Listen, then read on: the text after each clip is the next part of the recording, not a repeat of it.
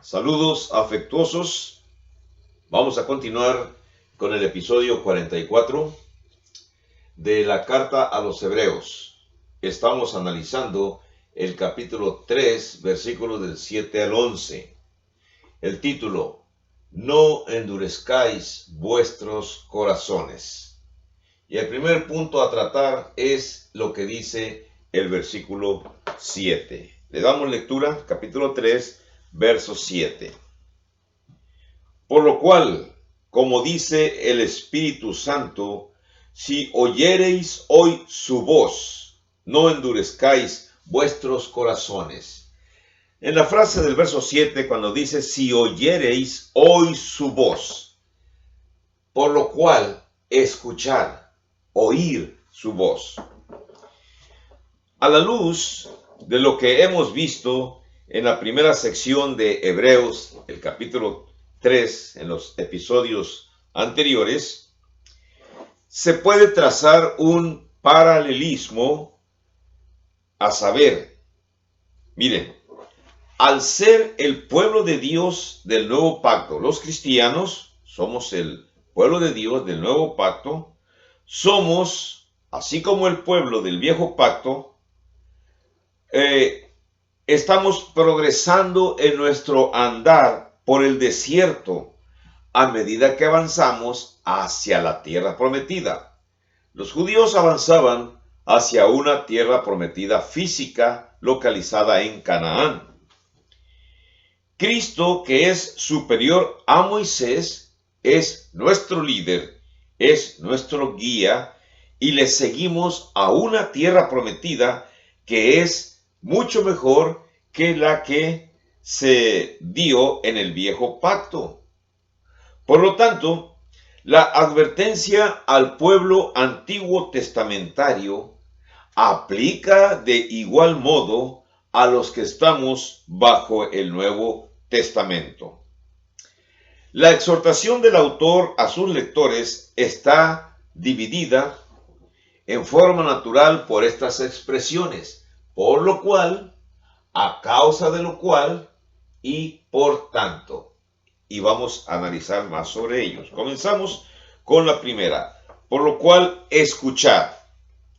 La frase, como dice el Espíritu Santo, demuestra que el autor consideraba Salmo 95 que había sido directamente inspirado por Dios, pese a que estaba citando, el autor de los Hebreos, la carta a los Hebreos, estaba citando de la traducción de la Septuaginta. Además, la palabra dice se encuentra en tiempo presente. No se escribe en tiempo pasado, dijo, sino en tiempo presente, dice, indicando que Dios sigue hablando por medio de las Escrituras, así como lo hizo en ese entonces. Para nosotros, toda la Biblia consiste en un compendio de escritos donde Dios le habla a la humanidad mediante autores inspirados.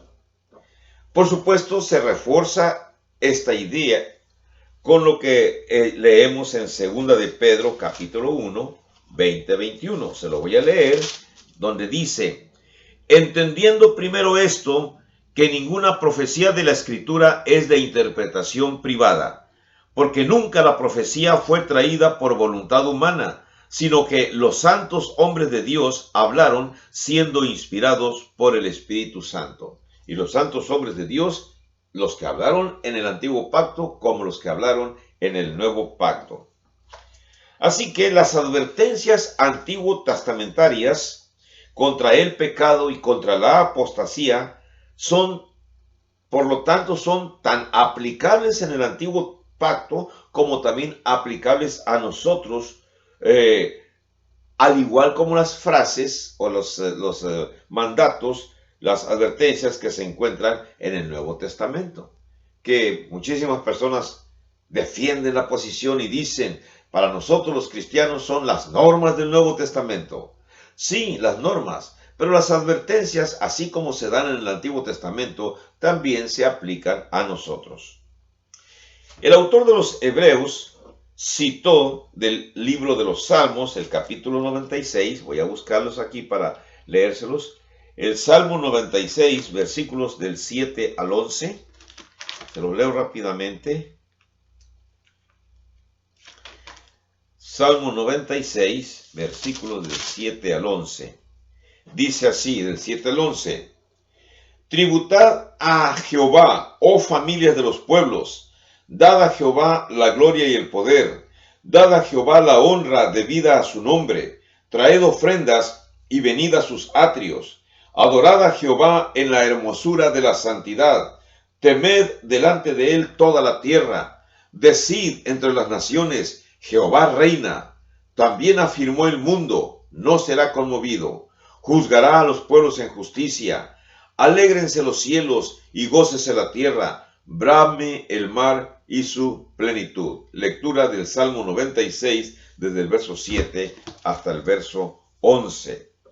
Cuando se afirma esta situación, cuando el autor citó este salmo, este pasaje enlaza dos incidentes de la historia de Israel en el desierto.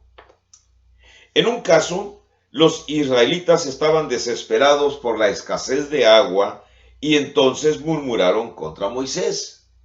Para aquellos que ya conocen un poco más las escrituras, vamos a recordarlo fácilmente, pero aquellos que no, vamos a leerles en Éxodo capítulo 17, en el verso del 1 al 7. Se los leo rápidamente, Éxodo 17, versos del 1 al 7.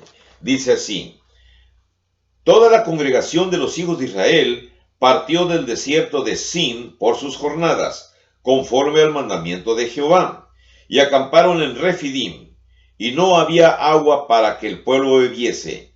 Y altercó el pueblo con Moisés, y dijeron: Danos agua para que bebamos. Y Moisés les dijo: ¿Por qué altercáis conmigo? ¿Por qué tentáis a Jehová? Así que el pueblo tuvo allí sed, y murmuró contra Moisés, y dijo: ¿Por qué nos hiciste subir de Egipto para matarnos de sed a nosotros, a nuestros hijos y a nuestros ganados? Entonces clamó Moisés a Jehová, diciendo: ¿Qué haré con este pueblo? De aquí a un poco me apedrearán. Y Jehová dijo a Moisés: Pasa delante del pueblo, y toma contigo de los ancianos de Israel, y toma también en tu mano tu vara con que golpeaste el río, y ve. He aquí que yo estaré delante de ti allí, sobre la peña en Horeb, y golpearás la peña, y saldrán de ella aguas, y beberá el pueblo. Y Moisés lo hizo así en presencia de los ancianos de Israel, y llamó el nombre de aquel lugar Masa y Meriba, por la rencilla de los hijos de Israel, y porque atentaron a Jehová, diciendo: ¿Está pues Jehová entre nosotros o no? La palabra Masa significa prueba, y la palabra Meriba significa rencilla.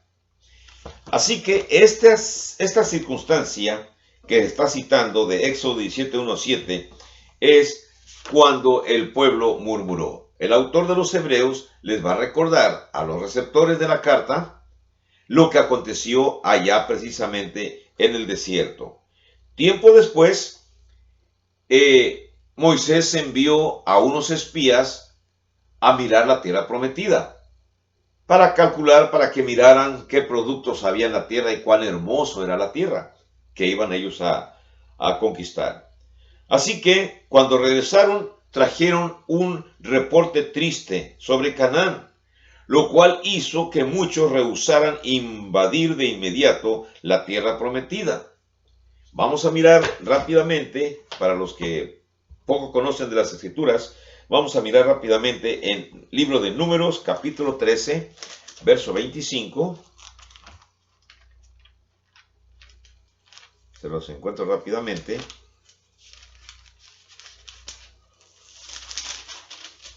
En capítulo 13, verso 25 hasta el 14, 4, dice así: Y volvieron de reconocer la tierra al fin de 40 días, y anduvieron y vinieron a Moisés y a Aarón y a toda la congregación de los hijos de Israel en el desierto de Parán, en Cades, y dieron la información a ellos y a toda la congregación, y les mostraron el fruto de la tierra, y les contaron diciendo: nosotros llegamos a la tierra a la cual nos enviaste, a la que ciertamente fluye leche y miel, y este es el fruto de ella. Mas el pueblo que habita aquella tierra es fuerte, y las ciudades muy grandes y fortificadas. Y también vimos allí a los hijos de Anac. Amalec habita el Negev, y el Eteo, el Jebuseo y el Amorreo habitan en el monte, y el Cananeo habita junto al mar y a la ribera del Jordán. Entonces Caleb hizo callar al pueblo delante de Moisés y dijo: subamos luego y tomemos posesión de ella, porque más podremos nosotros que ellos. Mas los varones que subieron con él dijeron: no podremos subir contra aquel pueblo, porque es más fuerte que nosotros. Y hablaron mal entre los hijos de Israel de la tierra que habían reconocido, diciendo: la tierra por donde pasamos para reconocerla es tierra que traga a sus moradores, y todo el pueblo que vimos en medio de ella son hombres de grande estatura. También vimos allí gigantes, hijos de Anac, raza de los gigantes, y éramos nosotros a nuestro parecer como langostas, y así les parecíamos a ellos. Entonces toda la congregación gritó y dio voces, y el pueblo lloró aquella noche. Y se quejaron contra Moisés y contra Aarón todos los hijos de Israel, y les dijo toda la multitud: ojalá muriéramos en la tierra de Egipto, o en este desierto, ojalá muriéramos.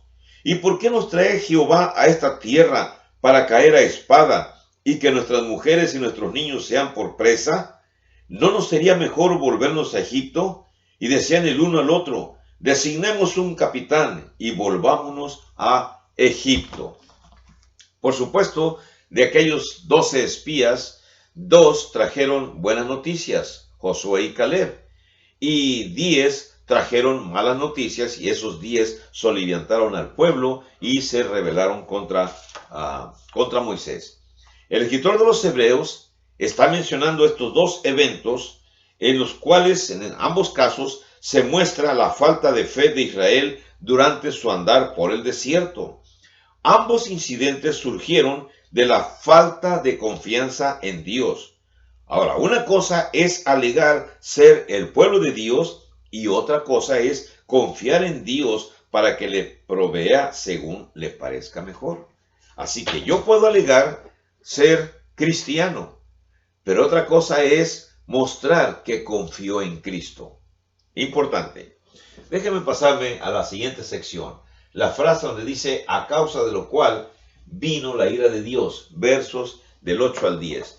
Le voy a leer capítulo 3 de Hebreos, versos 8 al 10. No endurezcáis vuestros corazones como en la provocación, en el día de la tentación en el desierto, donde me tentaron vuestros padres, me probaron y vieron mis obras 40 años, a causa de lo cual me disgusté contra esa generación y dije: siempre andan vagando en su corazón y no han conocido mis caminos. Dios se disgustó, sin embargo, estaba mucho más que molesto. Realmente él estaba indignado contra esa generación. Dios aborrecía a esa generación. Tenía todo el derecho para estar enojado porque el pueblo estaba continuamente desobedeciéndole, pese a su gracia mostrada a ellos. Ciertamente, alguien que pasa 40 años en rebelión el día de hoy, en esta época, también enoja a Dios. Tome usted eso en cuenta. Voy a hacer un comentario rápidamente aquí. Miren, para los que ya somos cristianos, no. Para los que no son cristianos, Dios nos da el derecho de ser sus hijos desde que nacemos hasta antes de que cometamos nuestro primer pecado. Si usted quiere contestar sinceramente, dígame, ¿a qué edad cometimos los adultos de esta época, cometimos nuestros primeros pecados? ¿A los 12 años? ¿A los 13? ¿A los 14? ¿A qué edad usted, si es varón, cometió su primera borrachera? ¿O a qué edad usted, si es varón, fue llevado por sus padrinos católicos a visitar una casa de prostitutas? ¿A los 13 años? ¿A los 14 años? Bajo el pretexto de decir que para que se haga hombrecito. Dígame, Bueno, a eso se le llama. Si usted y yo cometimos nuestros pecados, primeros pecados a los 13 o 14 años, piense, 14 años, otros 40 años, si usted tiene 54 años o más, de 50 años en adelante, ¿qué acaso no ha tenido usted tiempo suficiente para meditar? Esos 40 años después de su primer pecado, usted ha tenido la oportunidad de convertirse en cristiano. No tentemos a Dios, como los judíos tentaron a Dios en el desierto. Así que nosotros necesitamos la misma amonestación que recibieron los israelitas.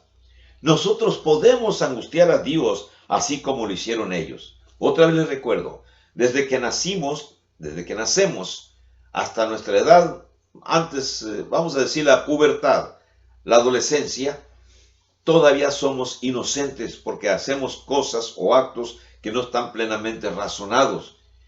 Pero cuando ya comenzamos a tener un uso de razón y realizamos actos razonados que van en contra de Dios, ya comienza nuestra vida de pecados y a partir de ese momento dejamos de ser hijos de Dios y nos convertimos en hijos de Satanás, hijos del diablo. Juan capítulo 8, versos 40 hasta el 44. Léalo usted, cómo se le dijo a los judíos. Así que nosotros, en esta época, el consejo es que tenemos que darle atención inmediata a este asunto si realmente queremos estar bien con Dios. Miren, Dios no nos da seguridad en ningún lado de que tengamos otro día de oportunidad. Así que nuestro deber tiene que ser llevado a cabo el día de hoy. Hoy es el día de la conversión. Este hecho es real. Ya sea que lo apliquemos a nuestra obediencia inicial al Evangelio, los que ya somos cristianos, o a la necesidad de crecer continuamente en fidelidad. Los que ya somos cristianos tenemos la necesidad de continuar creciendo, y los que no son cristianos tienen la necesidad de obedecer el Evangelio para que sus pecados sean perdonados. Le voy a leer otra vez Marcos 16, verso 16, cómo se menciona este aspecto importante para los cristianos. Marcos 16, verso 16. Se lo leo rápidamente. Marcos 9, Marcos 11, Marcos 14, Marcos 16, verso 16. Dice así.